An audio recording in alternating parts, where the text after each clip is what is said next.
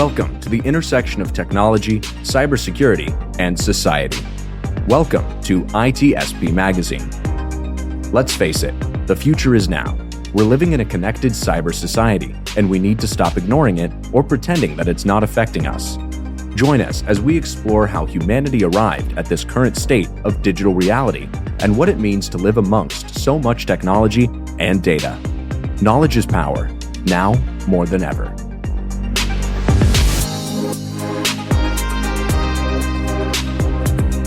Black Cloak provides concierge cybersecurity protection to corporate executives and high net worth individuals to protect against hacking, reputational loss, financial loss, and the impacts of a corporate data breach. Learn more at blackcloak.io.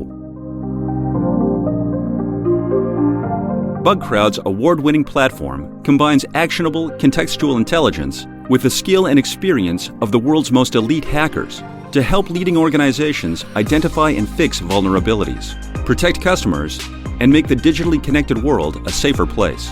Learn more at bugcrowd.com.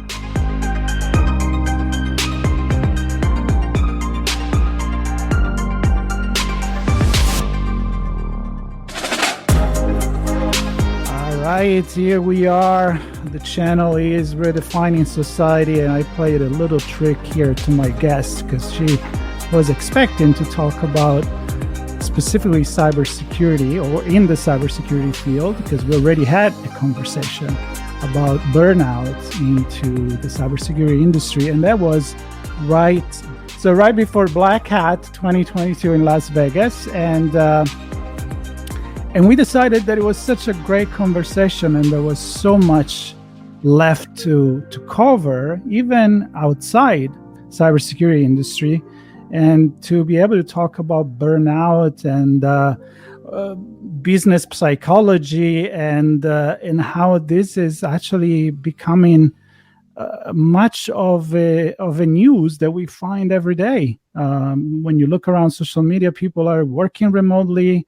People are quitting their job, people are getting burnout, and we're trying to understand what is going on. But before I keep going on this, I welcome back Stacy Thayer. Our first conversation, again, that was before Black Hat. And today we are into redefining society. So we're going to open up this conversation a little bit. And I'm very excited about it. So thank you for coming back, Stacy. No, I'm happy to be here. Thank you for having me back. I love talking about all of this stuff. So excited to have the opportunity to do it. Yeah, and we don't really have a plan, but I think we know enough to, as Sean says sometimes, which unfortunately couldn't join us today, to be dangerous. So I'll ask a lot of questions, and hopefully together we'll try to find some answer. But let's start from the beginning, a little bit about yourself, and actually because it was before your talk, a Black Hat about burnout. Mm-hmm. Tell me how did it go? Yeah, it was great. It was great. A lot of people are burnt out. that one. There's a good amount of people there, and then we had an after session where we really got into some of the nuances of what people were going through. It was a community discussion where people were able to share some of their personal experiences. And then I had questions afterwards. And so I got a lot of positive feedback, which I always appreciate. So I hope what I said resonated with people. But, it's clear that, people are struggling, and that burnout is something that really does resonate with people. Yeah. So, and you do that because you are, what's your job? So I am, by definition, a cyber psychologist / organizational psychologist. So my background is I have a PhD in an organizational psychology and an MBA. So that allows me to take a look at the human side of the business world, but then also the MBA helps me look at the bottom line and able to understand the business side of things, because at the end of the day, the business has to look at the quantitative number. But the people and the human side is so important. All the organizational literature supports that when you have engaged and happy employees, that actually results in the quantitative numbers that you want, that productivity goes up, that you end up having a much more effective workplace. So I try to bring those two together. And then what I do is I teach cyber psychology, because my background then ends up being in technology, and I kind of fell into security. I ran security conferences and worked in security companies. So all of that blended together to create me and my knowledge base of doing organizational development and business and cyber psychology, bringing that all together. Very cool. And that's what inspired me to make this sudden change from one channel to the other, because we already talked in the specific of cybersecurity. And of course, technology embrace at this point, let's face it, almost everything we do in our life. That's how we work, we connect, we consume entertainment, and we live our life with IoT's devices all over us, and smart this and smart that. So in a way, technology and society have become one, and it's complex. I love that you're looking at all of this from different perspectives, because in the end, the question is, aren't ultimately company made of people? Mm-hmm. Mm-hmm. So we can't just treat them as if people were out of the equation. Societies are made of people, companies are made of people. And if you want the bottom line to be making money, who is helping to do that? So that could be the good question. Did we lose touch with that vision, where we try to just make everything numbers that finally works, taking the humans out of this equation? For some companies, yes. And then for other companies, it's sometimes choosing the wrong people. That's been a big piece where I've seen the Achilles heel of, especially with startups, is doing the wrong hire, putting faith in the wrong person because they have either a certain pedigree or they came from another company, and it's not valuing certain people and what others have to say, and looking by the numbers, not listening to either what opinions people have or the expertise of the people around you. And so I think, especially in technology, or when you have a team of people around you, or you have your team, you've hired people to give you their opinions. And actually, if you there's Doris Kearns Goodwin, she talks about Lincoln and his advisors, or the people around you. And do you actually listen to them? And do you hear what they say? And do you listen to a diverse set of opinions?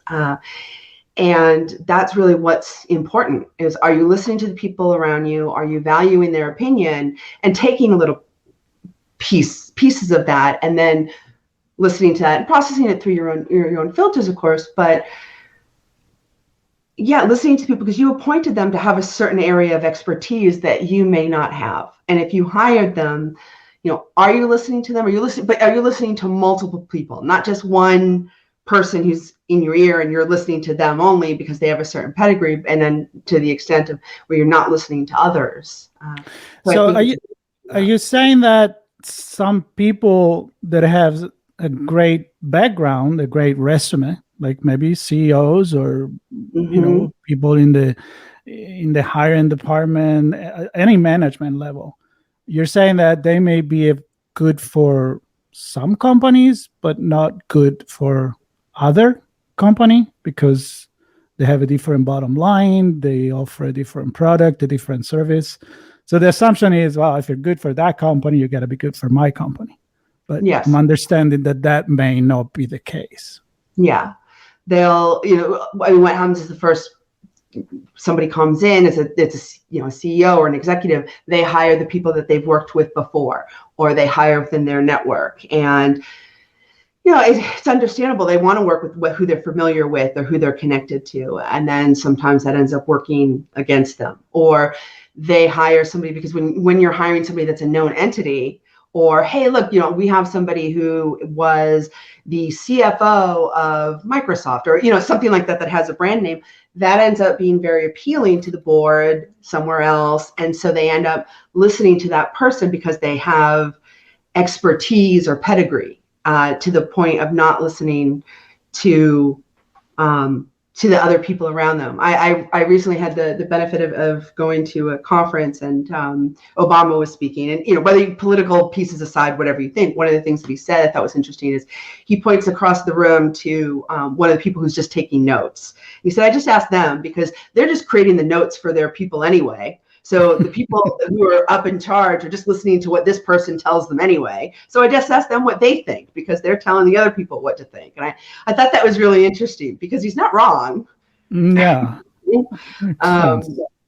So You're listening to another person's reality, maybe, like right. their perception. Then it's almost like I remember that old game that we used to play as kid, that you tell into one person a sentence and then the person tell it to the next person, and by the time you go around, it's a different sentence because everybody hears something different in there.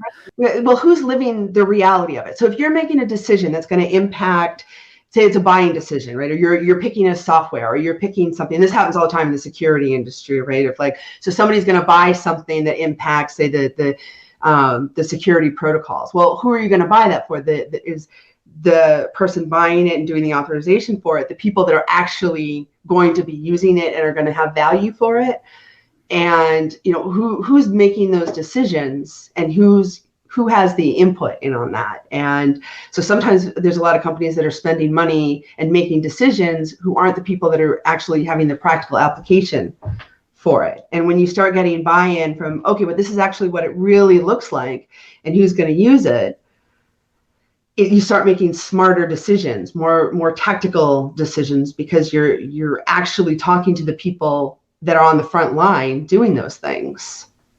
Right. So I want to connect with this because it seems to me that if you have this dynamic that is not functional, right, it could be a trigger for unhappiness. It could be a trigger for burnout, which is what we base our conversation last time about, what your talk was about. And one thing that I remember was this thing that you were saying, that sometimes the signs of burnout are hidden. You don't know where to look for. Right. And it seems to me that is also a structural problem of the environment, of the company itself, that the way that you're organized. It seems to me that can you pinpoint your finger to that being the cause, or is too simple to do something like that? I think that is an example of one of the places where it happens when somebody doesn't feel heard, or they feel like they don't matter. So if you say, going to that example, think about how important that person who takes notes for somebody much more important than them, and they probably are writing this down thinking, nobody knows what I'm doing all the work, but nobody sees what I do, and my boss is taking credit for it. And all of a sudden the boss points at you and says, I want to know what you think. And they are seen. How important they feel that somebody wants to know their opinion. And that goes into companies too. And that's, I think, the problem is that when your only leadership matters and you're not looking and saying, you're going to actually be using this, or this actually impacts you, what do you think? When you're not seen, when you're not heard, you may not realize it on that tangible level, but you're feeling like you don't matter. And that's where we get into psychological safety. And part of what psychological safety is the feeling that you can go and talk to somebody and you won't be judged for it, or you can voice your opinion and there won't be repercussions. So we throw psychological safety around. I feel like nobody's defined that exactly, but that is the definition. And so that's one of those things where you might not realize, wow, I don't feel like my opinion matters. You feel it, but you may not have actually put words to it. And when somebody can go up to you and say, hey, I want to know your opinion. It takes 2 seconds to ask somebody what they think, but it matters. And it's those little things that make people feel valued. And when somebody doesn't feel valued, right, those are those hidden things where it eats away at you over time, where you don't feel like you matter, where, oh, I'm being forced to do this again. Nobody asks me what I want. Nobody asks me. I'm just told what to do. I'm the one that has to use this. I don't like this. I would have done something different.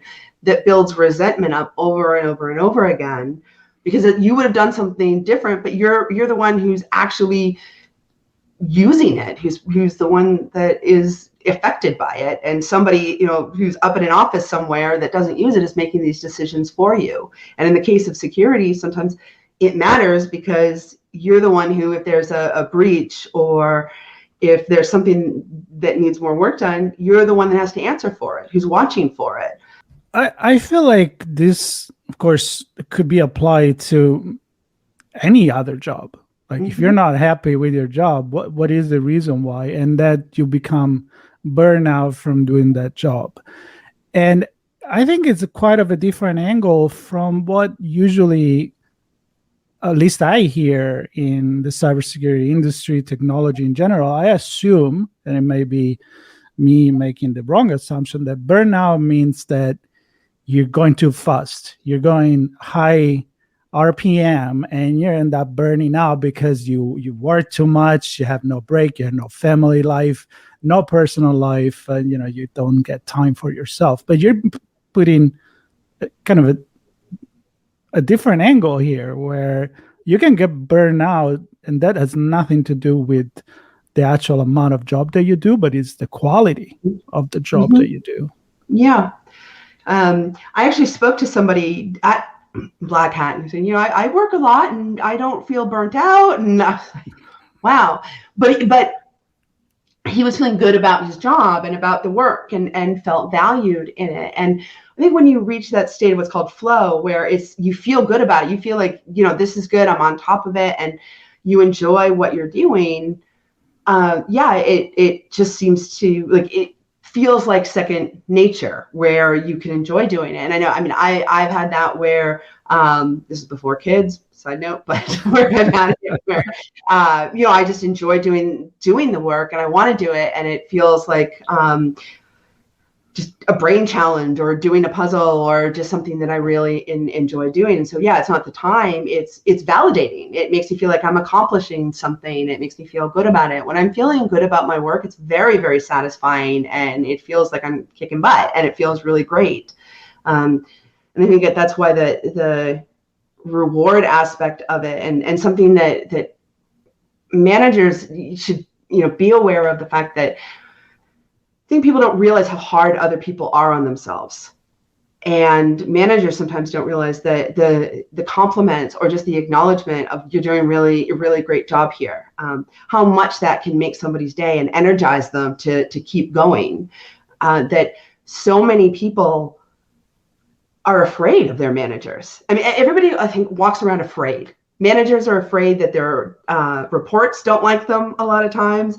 They want to do right by their report. Think, don't leave, don't quit my job, don't quit. Are you happy here? And they're worried about that sometimes. And then the people that are working for their managers are thinking, I hope my manager thinks I'm doing a good job. And everybody's got their insecurities that are deep inside, and they're so busy focusing on that they're not necessarily communicating, hey, you're doing great. This is good. I'm happy.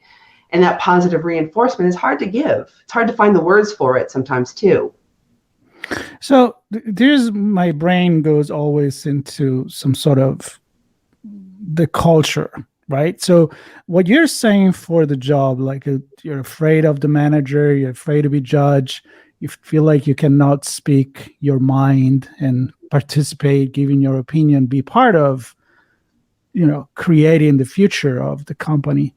But I can see that kind of that start before even your working career. I can think about college and school, and as a kid, maybe in the family with parents, where kids are told what to do without an explanation or maybe not listen to their opinion. So I'm going way, way deep here, but I'm thinking, is this a cultural phenomenon? Then the business is just inheriting from the way that we live in our society. And if that's the case, is it just the way we are?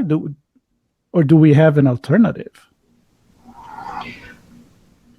I think, I mean, there can always be an alternative. There's always something. I mean, inherently, our work is judged by other people. And one of the things, I think anybody, especially anybody I think who's ever been neurodivergent and suffered through school, when your work is subject to interpretation to somebody else, it is hella frustrating. Right? Like, I mean, I can say that, you know, going through school, I would write papers and I would think, well, oh, okay, this is great. And then I would pass it into the teacher and they'd be like, this is not how this was supposed to be interpreted. The way I interpret it, and I was like, I did not know this was a guessing game, that I was supposed to interpret things your way. Right. Said who, right? Said who, right? Said you. Okay, so in your interpretation, and I would get into arguments with them, like going, okay, well, this is your interpretation, but this is my interpretation, and if my grade is based on your interpretation, and the working world is like that. You know, you hear the old term "manage up," like. Are you supposed to do the job your way, or are you supposed to do the job your boss's way? And what if that's different? Who's right, your boss or you? And that's very stressful.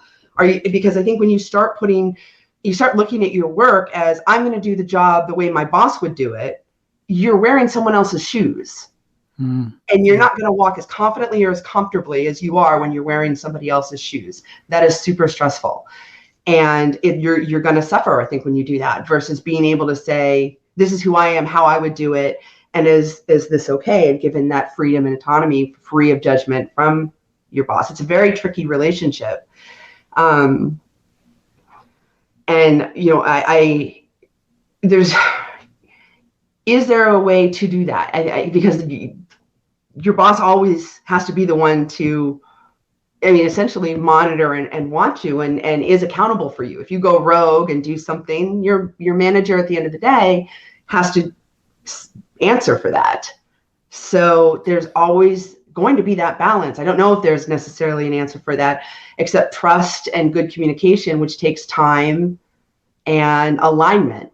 And so my hope is that managers put in the time to learn how to align and learn how each other think. But that does take time and honesty and trust building between teammates, which takes a lot of time.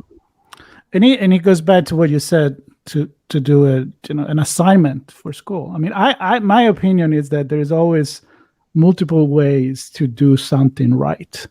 But if you're starting to do things that are right just because you need to please that person, then you don't care anymore. You stop thinking. You're just thinking with somebody else's brain. Right. And so at which point these become the burnout? At what point someone can take it anymore, is not healthy anymore for them? And maybe, as we were talking before starting this conversation, you know, we look at this phenomenon now of quiet quitting, or people that have the option to leave a job that maybe they don't see to have a career in it because they're just doing what they've been told to do and they're not valued. And how we are maybe in a very unique moment in our society where maybe thanks to technology, we're allowed to, make changes. And it seems to me people are, many, taking this opportunity instead of saying, well, that's why they call it work. It sucks, right? I gotta go to the office and do stuff that I don't like. It doesn't have to be like that. So what is happening now to allow this? So what I think has happened is, for those people, as we evolve, and so I think with the pandemic, with people being able to work from home, and when that happened, there became a shift. And with this shift, when we were able, I think, to work from home, we then became in our own environment, and we got to know people where all of a sudden you're seeing their homes, you're seeing their kids. And, you know, I refer back to that meme that went around, or that video where the kid came into the dad's office while he was, you know, and the little girl walks in all jaunty, and like that went around because it was so cute and so random and funny. But now that's just another day of the week. Like that would just be no big deal. And so you see what people's lives are like. And when that happened, it gave people permission to be themselves in a lot of ways. So you see, oh, wait a minute, hang on, I got to go. My kid just walked in, or I got to feed the cat, or I got to answer the doorbell. Our lives became blended in. It didn't become, oh, we're going to the Christmas party, or the holiday party, let me dress up, everybody put the suit on the spouse and, whatever, and get everybody all nice and dolled up on their best behavior. Best behavior flew out the window when somebody child went running by with no diaper on, or whatever it was. And so I think that as people began to be more of their true selves, they began to assert that. And it became, wait a minute, I am me, and I have things that I need. I have things that I want. They began to take a stand more and more for what it is that they want, but also alongside with realizing, with more of a light being shed on these high CEO salaries, and then with some of the challenges of some of the financial challenges of, is there a path for progress in someone's career? And so then there became this question of, well, wait a minute, you want me to come back to an office, and you want me to work more than 9 to 5, and you want me to put in more effort. Why should I do that when I may not get a raise? I may not get a promotion. What's in it for me when I'm happy doing this? And I think people began to question that. And when there were more opportunities, and certainly in technology, there's more opportunities. And you had the Great Resignation, and you had quiet quitting of people saying, I'm going to balance my work and my life, because remote work did enable people to do that more than going into the office and having a 1 hour, 2 hour commute and sitting in traffic. And I think the ability to balance work and life when people were working remotely was appealing to a lot of people. Because the companies that have said you need to go back into the office, or the people that have said you need to go back into the office, or quiet quitting is bad, and all of this have received quite a bit of backlash from that, of people saying, no, I don't think we have to. I don't see a reason for that. The research has shown that people are just as productive. It's a personal choice. Some people love being back in the office, but they want the choice. I think that's exactly where I was going to go, because I think 3 episodes ago was right about somebody that wrote an article about all the good things about working from home. And of course, this is a journalist that, for her own personal reasons, she's been working from home even before the pandemic. Mm-hmm. Me, I've always worked from home pretty much my whole life. I don't even know, but I can work from a coffee shop. I like to go to a meeting. But we got to the point that we said, some people want to go to the office. They want that lifestyle. Maybe younger people, they get to meet other people. They get to grow their network. They enjoy it. So the final point of the conversation was like, yeah, there's good thing and bad thing. It's all about where you are in your life, your personality, what you want to do. Because I'm assuming there could be people that get burned out by working from home, because it's hard to balance the kids running in while you're trying to have that meetings. And so I guess in the end, where I think we should go at this point is, from a company perspective, when you look at the bottom line, what is success? What is that you decide, okay, it's good to have people working from home. Maybe some are working from home, some are not. But how do I know that the company it's working? Maybe it's performing even better now. I mean, what are the formulas that we need to look at to understand that? I mean, what changed from a management perspective too? Yeah. So I think the things that you're looking at, so first is productivity. So how are people producing? How's the company doing? What is overall production? And then getting feedback from people. So when I talk to people about what should managers know, right? Communication, and even with remote or hybrid managers, to have those questions and ask, are you happy here? Is your head above water or not? Do you feel overwhelmed? temperature checks with people. When I manage people, it's one of the first things that I ask when we have one-on-ones. Have those one-on-ones. They are so important. Sometimes people say, oh, we're really busy, let's not have them. Always have them, even if it's a quick touch base. They matter. And I would always ask, how are you doing? Head above water? If not, what can we do to help that? And so then looking, but okay, what are the metrics for success? And are they meeting them? Make things deliberately as open and transparent as possible. Okay, this week, you're going to get done these 3-4 things. If you didn't, what happened? I mean, so everybody is aligned. And I think if you're looking at people and there's an agreement of we're going to do these things, these are the goals, did you meet them? And everything is out there on the table and there's transparency and you're producing and people are happy and you're just collecting that data and the communication is there. Okay, then we're producing and we're getting that, having that open door and that communication. That's really what's going to be important. And being willing to have those hard conversations. And I think this is one of the things that's difficult to do because not everybody is comfortable having those conversations. And I always tell people, if you're not comfortable going there, okay, like that's okay. Not everybody is. But if you're not, find a way around that. Don't just not have them. Find a way around that of, all right, this isn't my strong suit, but maybe I have a conversation with somebody in HR who is good at having them. Or maybe there's somebody on my team that I rely on to do the temperature check to make sure, okay, if you hear of anybody unhappy, can we have that conversation? Will you do the temperature checks for me and, work it out? Or hire an outside consultant to do check-ins, things like that. But just have somebody there that is that outreach that can make sure that your people are happy and productive. And then for the company, being able to say, as I said earlier, you do have bottom lines, you do have metrics, you do have criteria for success, but share that with everybody so they know what role their work plays. When somebody doesn't know why they're doing their job, then it doesn't matter. When they know, okay, if I don't finish this by Friday, this impacts this, and this.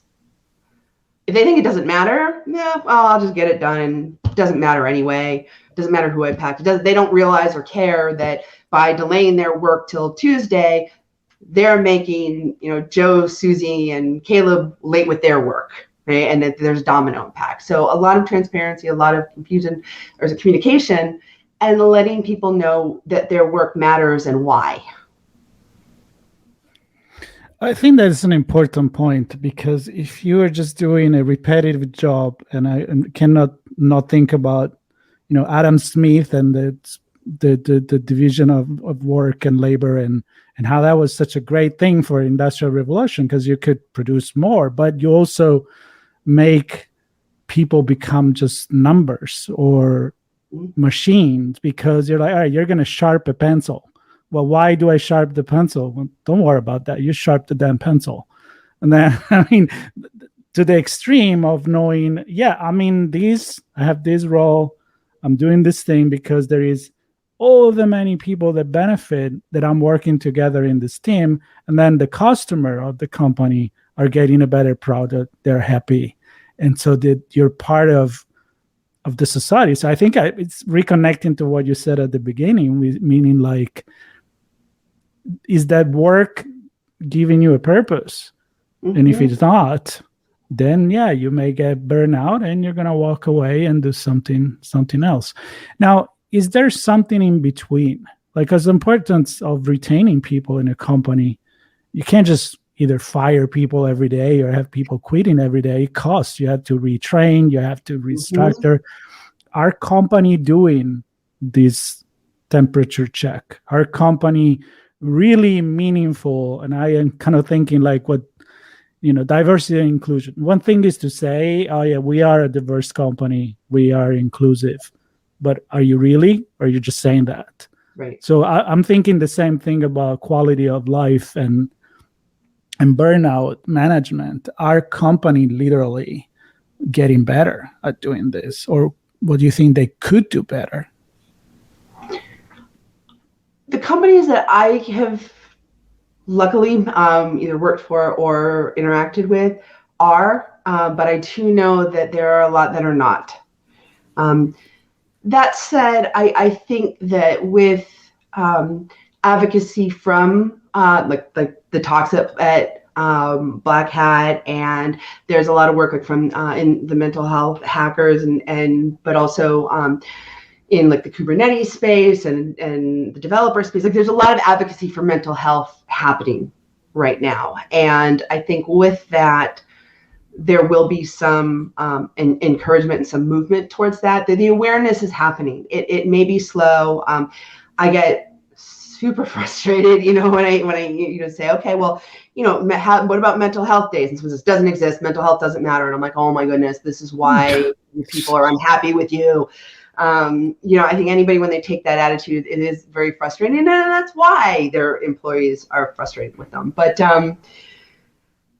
no, I do see a shift headed towards at least awareness and movement towards wanting to do that. If the folks that struggle with it, it's because it's out of their comfort zone. Not everybody is comfortable having what's termed the soft skills, right? It's not a comfortable place for them.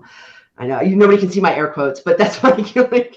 Or people cannot see my face, but if they heard my conversation, they know what I think about soft skills. Yeah. I think they're rolling here, but right, the opposite of soft skill. There. Yeah, they're the people. It's how many times it's like if you valued people more and you valued the people around you and the humanity of it and put investment into people. I mean, how much that means. I had my boss, my little girl fell down the stairs, and my boss said to me, she goes, do you need to be with her? In fact, you know what? No, go today, take today and be with her. I didn't ask for the day off. She gave it to me because she knew that my kid was scared and I needed to spend the day bonding with her. And that, and like I could have cried. It meant so much to me that she had that empathy, that sensitivity. And you know what, my loyalty and like my appreciation that she did that for me without, like, I didn't ask for it, but she knew what I needed more than I did. And what that did for me in terms of like appreciation and reciprocity was through the roof. And that's the kind of thing that I'm talking about. Like, she knew what I needed more than I did and gave it to me. And that, in terms of just it was everything as far as I'm concerned, because it's exactly what my little girl needed, was to be with me after having gone through something. But that's the kind of thing I would love to see more of that. And I asked my boss, can I use this as an example for like awesome bossness? Because that it blew me away when she did that, because I want to see more of that from bosses, having that level of awareness of like, oh my God, this is your mental state right now, and you may not be aware of what you need because you're frazzled or unsure, but you need to take care of your family now. Go. I love that. So, I mean, that's great, but shouldn't that be the norm? That's what she said, right? Like, I mean, the norm. She's like, is that like, am I weird thinking this? Right. And when she said that, I was like, no, you're right. Like, it should be the norm, and it isn't, like, and in so many times. And when we were talking about burnout and in the community discussion, it was some of the things that we had talked about was like, is that the norm, and that it's not, and that sometimes people are afraid to ask for that, or afraid to ask for time off, or, is it okay to go and be with my kids, or isn't? And the choices that people feel they have to make and are afraid to ask for, or afraid to take advantage of things. And certainly, I mean, I could then go on about, women in the workplace and the choices that they've had to make throughout time. I mean, it's just families and the generation that are in the middle and having to take care of young kids and seniors. There's a lot of choices being made all around, and it's a balancing act to try and do it all. So no wonder so many people are burnt out and trying to balance it all and just find some sanity and peace of mind. Yeah. So during this conversation, obviously, we didn't talk about the sign of burnout or what you can do about it. I will invite people to actually listen to, and I will put a link to the other conversation that we had, because there was some really great advice coming from you. but I think that today's conversation from a societal level, it's even more important because, I come down to one word, which is empathy. Mm-hmm. So I feel like that what you were told when that happened to your daughter was that your boss put herself in your shoes and said, well, what would I do? What would I want? Mm-hmm. And if we were all thinking that, and maybe we will have this to be the norm. So I will go back to where you started, where like sometimes people just hire the wrong people for the job. Mm-hmm. Because they don't have empathy? It's because they just have an older concept, an ancient concept of how the hierarchy, more like it's more of a military environment than a company. I mean, I think for some people, yes, it's about empathy, but it's also about empathy first. And yes, not just that. Right. I think though, if what people might think is, oh, if they need it, they'll just ask.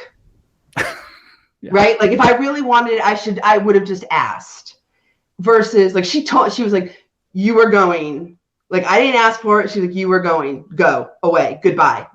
And she literally close, like slacked it. She was like, goodbye, go. And whereas I think most people would be like, well, if they needed it, it's their decision. I'm not going to tell them what to do, or they just kind of would take the, I don't know, easy road, or, like, oh, well, if they asked for it, I'd say yes. But what they're forgetting there is that some people are legitimately afraid to ask for a day off. Like, or, well, no, they need me. I don't want to cash in my favorite chips. I don't want to, is it worth it? Is it? And that there are people that are afraid. I mean, part of the burnout part is this being afraid of being fired, is the anxiety behind it. And if you have anxiety, chances are you're going through your days like, am I going to get fired? Am I going to let go? I'm doing a terrible job. Like, you're hard on yourself. So many people are so hard on themselves that to ask for a day off when it's not vacation, or for something like, your kid is homesick, or, like something really bad, or, whatever, it's, if you're only able to cash in so much goodwill, is this when you're going to cash it in? I don't know. It's hard for people. And some people just, they take days off at the drop of a hat, and I don't want to be one of those people. And so there's anxiety around that. And I think people don't consider that. Yeah. It's unfortunate, the stigma around that. Yeah. So just to conclude this conversation, which could easily keep going, and maybe we should keep going. Maybe we should have a panel about this one of these days. The role of technology into this, and how do you see things evolving? I mean, now, unfortunately, not in every job, because it's kind of like when the pandemic came, or some people had the luxury to work from home, and some people, their job is to be there in person, and they couldn't just not go, right? Unless they say, no, today nobody works, and then the whole society stop. But in general, I feel like the role of technology could ease this relationship that we have, being able to work on a commute. I see many countries in North Europe that are going for the 4 days work week, and they actually don't see a reduced performance. They actually see an improved performance. So here we go. But we couldn't be able to do that years ago without the internet, without the network that we have. So your final thoughts about maybe how we could implement technology into facilitate our daily working life. I mean, what's your thought on that?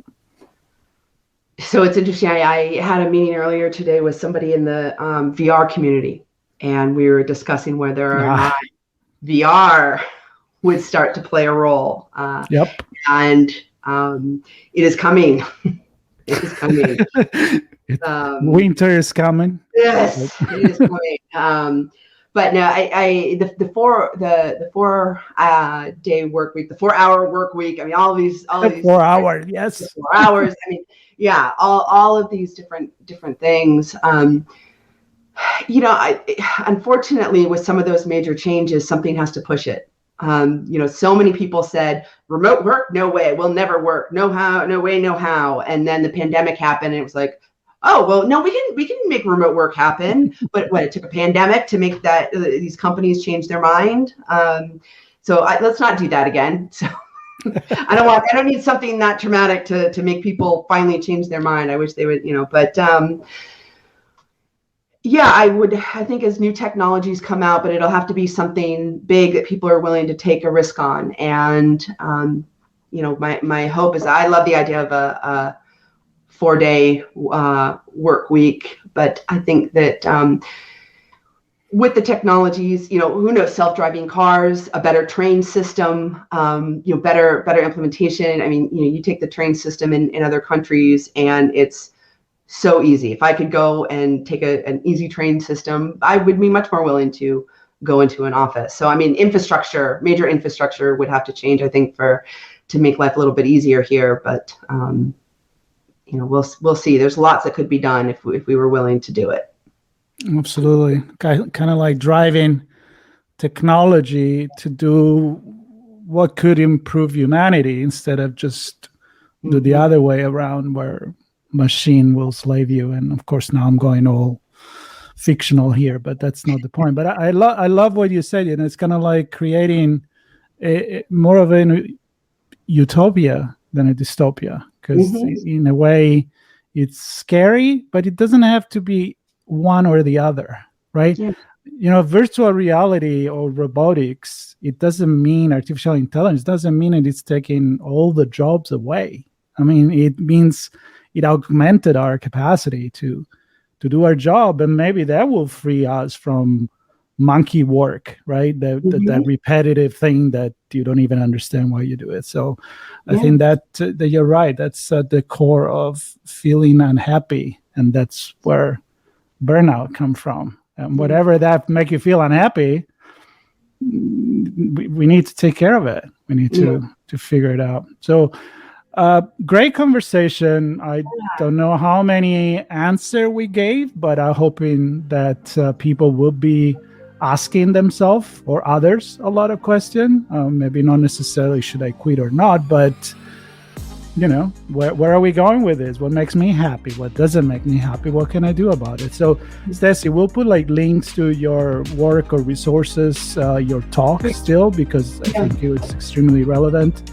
And I want to thank you very, very much for joining me on this societal conversation, and come back any time.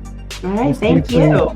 If we can resolve this problem, or at least to make people more open about it. How about that? Yeah, get them thinking, and what does happiness look like for me and my company, my job, my organization, and make it happen. Cool. All right. Thank you, Stacy. Thank you, everyone, for listening. And I'll catch you on the next episode of Redefining Society here on ITSP Magazine. Thank you.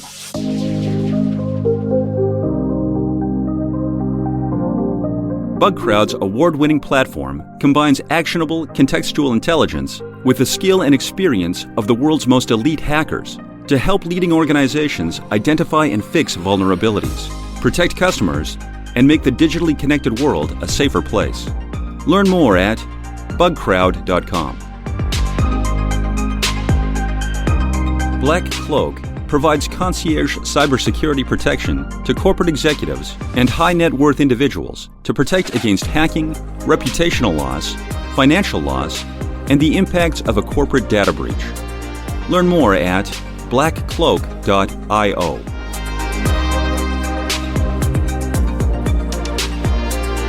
We hope you enjoyed this episode.